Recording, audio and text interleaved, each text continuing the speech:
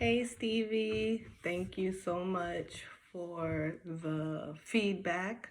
Um, I'm not gonna lie, I was a little skeptical um, because I don't teach a lot of students, and it's very hard for me to find people to want to do yoga with me. So I really do appreciate all the feedback. I know that anatomical language is it's not my language. I'm finding that out as I am teaching my students when I do have a student. I do love the fact that you gave me options as far as like crossing body in front when you're in eagle arms. I have had classes with other teachers who make all these big promises about when you do this posture, it will do this and it will do that. And I really appreciate you telling me don't make promises that you really cannot keep, if that makes sense. I like the fact that you gave me uh, bring attention, more awareness. I do like that. I like the feedback about the components. I have been in this training so long that everything is a little bit jumbled.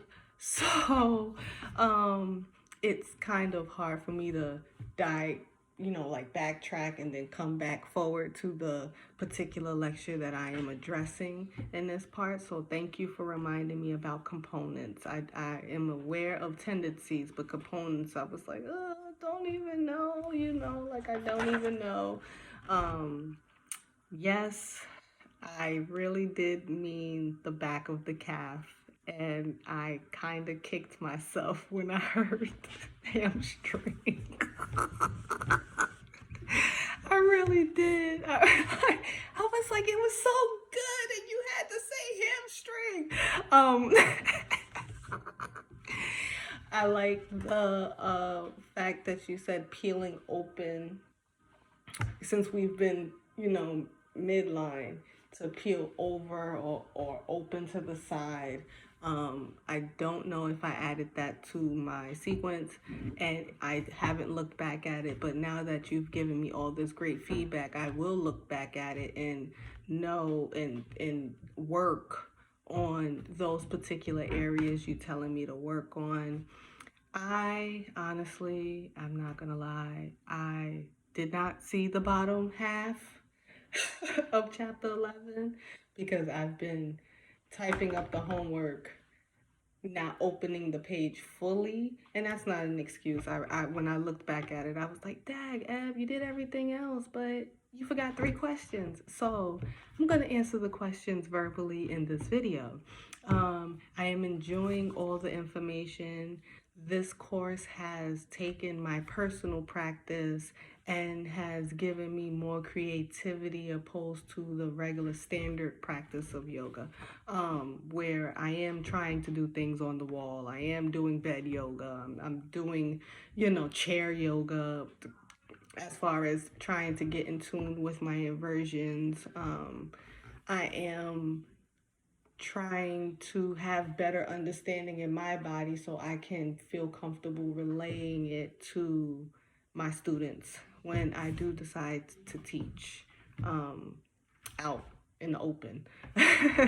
All of my students are typically one-on-one. They do not understand anatomical language, and I find myself bringing the language a little bit further down than layman terms. So I really do appreciate you giving me feedback as far as like how to say it, but don't say too much, because I think I get in my head and then I'm saying a whole bunch of stuff that probably is irrelevant. Now I'm just rambling, if that makes sense. So I really do appreciate the feedback. Honestly, I really do. I did not receive any feedback in my other courses, so thank you for that. What am I finding difficult with the course? Honestly, I'm just finding people that are willing to practice with me. I don't have a lot of yoga friends in North Carolina. I haven't found my tribe.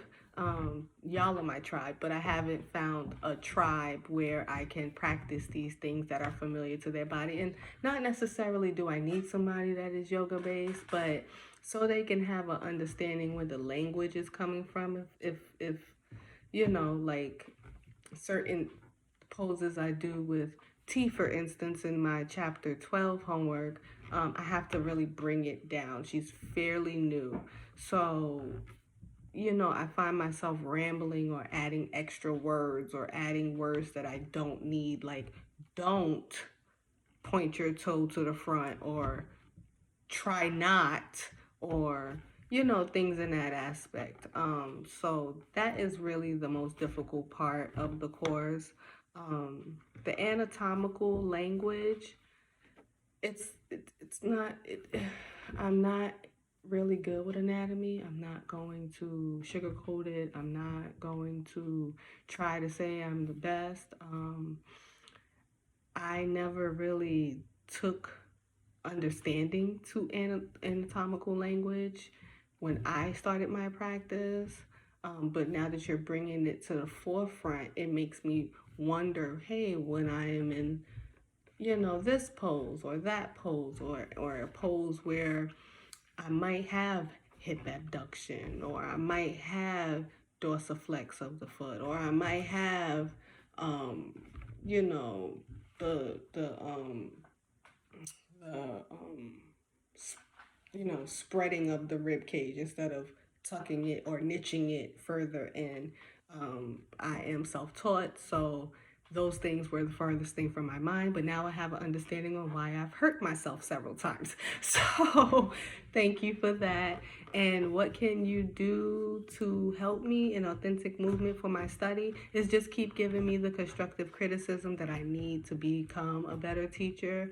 You have already made me very comfortable in helping me find my voice and being secure and confident in my delivery. So I really do appreciate when I get feedback from y'all or you, because I watch y'all and I'm like, oh my God, they do such amazing things. So I really do appreciate the feedback. Like, I think that would probably be the only thing I really need as far as finding my voice, being comfortable delivering certain postures, being comfortable delivering sequences.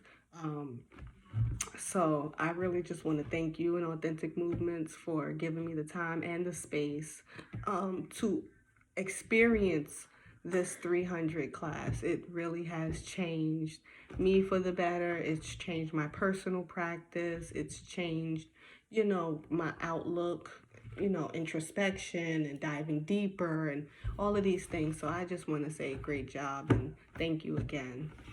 Have a good night, Stevie.